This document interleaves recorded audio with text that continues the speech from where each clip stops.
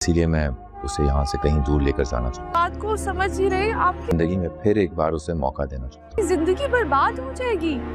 एक और मौका दे दो। हूँ। अभी पहले कौन सी मेरी जिंदगी आबाद है।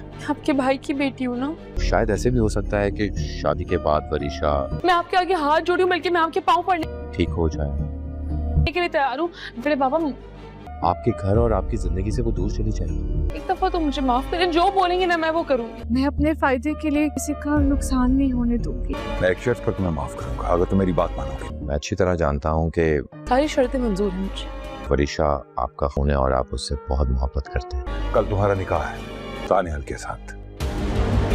नाज़रीन, ड्रामा से इलाफात के आने वाला एपिसोड होने वाला है बहुत ही मज़ेदार, क्योंकि अब ये सेकंड लास्ट एपिसोड होने वाला है। तो वरीशा को अब अकल भी आ जाती है कि उसने आज तक शिफा और वहा के साथ जो भी किया वो सब गलत था, और इसकी वो माफ़ी मुख्तार से मांगने की कोशिश करती है। मुख्तार कहता है कि मैं तुम्हें एक बात पर माफ़ कर सकता हूँ, और वो बात यह है कि अगर तुम दानियाल से निकाह कर लो। तो इस पर वरीशा काफ़ी परेशान हो जाती है। नाज़रीन, इससे पहले मुकम्मल प्रोग्राम बन चुका होता है, क्योंकि दानियाल राजी हो चुका होता है वरीशा को सुधारने के लिए। वो शिफा से भी कह चुका होता है कि मैं वरीशा से शादी करने के लिए तैयार हूँ, जबकि शिफा से कहती है कि मैं अपने मफाद के लिए तुम्हें उससे शादी नहीं करने दे सकती, क्योंकि वो लड़की बहुत पागल है और तुम्हारी ज़िंदगी बर्बाद कर देगी। जबकि दानियाल कहता है कि आपसे और आपके घर से बहुत दूर ले जाऊंगा, जहां ये सुधर जाएगी। दानियाल मुख्तार से भी कहता है वरीशा की शादी मुझसे कर दें। तो इसलिए प्री प्लान मुख्तार वरीशा से कहता है कि कल तुम्हारा दानियाल से निकाह होने वाला है।